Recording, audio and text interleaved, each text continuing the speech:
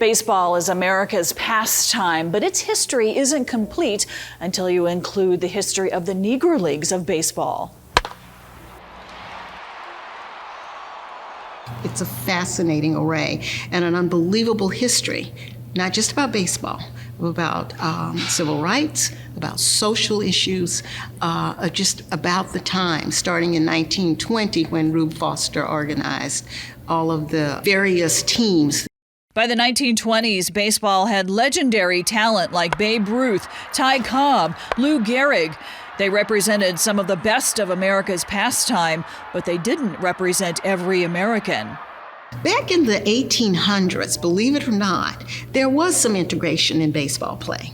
But then again, with the change in America, Reconstruction, the early part of the 20th century, which was the emergence of Jim Crow and the color line, African Americans were not allowed to play again with whites as they did, say, early on. The history of black baseball goes back almost as far as baseball itself, with black teams organizing after the Civil War. The reach went international to countries like Venezuela, Puerto Rico, the Dominican Republic, and Mexico. But the father of black baseball is regarded as Andrew Rube Foster. He came from Cuba and started the Chicago American Giants. In February of 1920, he formed the Negro Baseball League.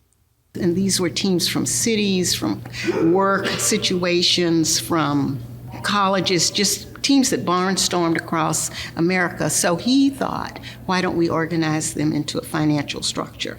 And that ended up putting together the Negro Leagues, which was an American League and a National League, very similar to what the MLB is like today. But they were passionate about playing ball. They wanted to play ball. And they wanted to play it with the best talent. I mean, if you're a talented athlete, you want to play with talented athletes. You want to be around them. Negro Baseball League teams played the first games at night. They had to play at ballparks when the major league teams were not on the field. Many of them rented their stadiums when their teams were away to the Negro League teams. They packed them. They made a lot of money on what would have been a closed venue. You know, you had to keep the game cheap enough so that the working class black citizen could pay for it. So they didn't charge top dollar, but they would pack them in. They had baseball cards. They had, they signed autographs. They had programs. They had the whole 9 yards. It was almost a mirror image, many cases, of what was actually going on in the MLBs.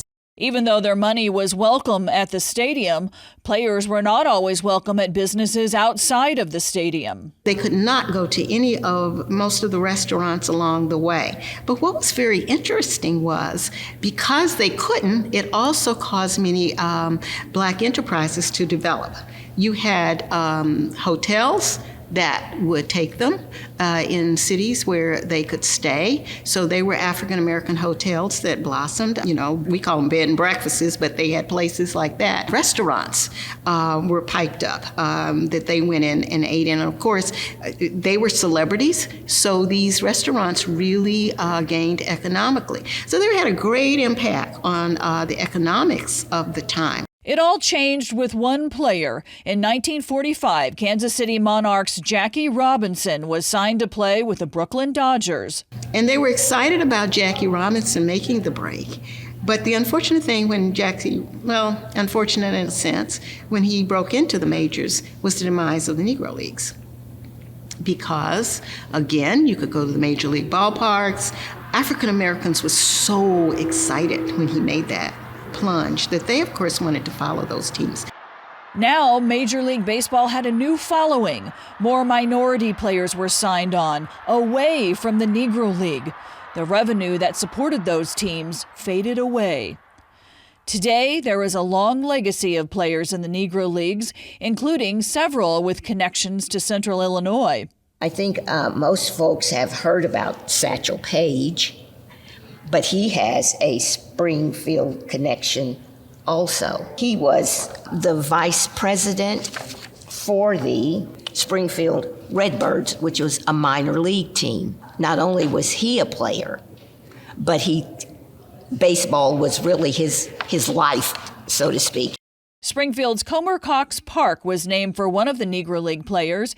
He eventually was president of the Springfield Urban League. Comer Cox was born in 1905 in Georgia. He played with the Cleveland Cubs and the Nashville Elite Giants in 1930 and 1931.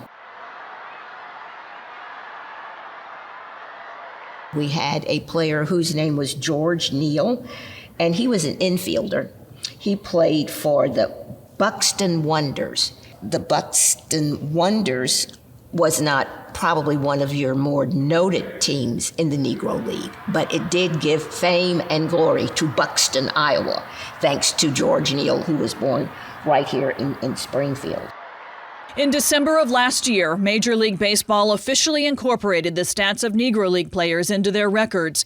Every Negro League player since 1920 is now considered part of Major League Baseball. The complete exhibit ends October 30th, but the local items will remain here on display indefinitely. For InFocus, I'm Julie Staley.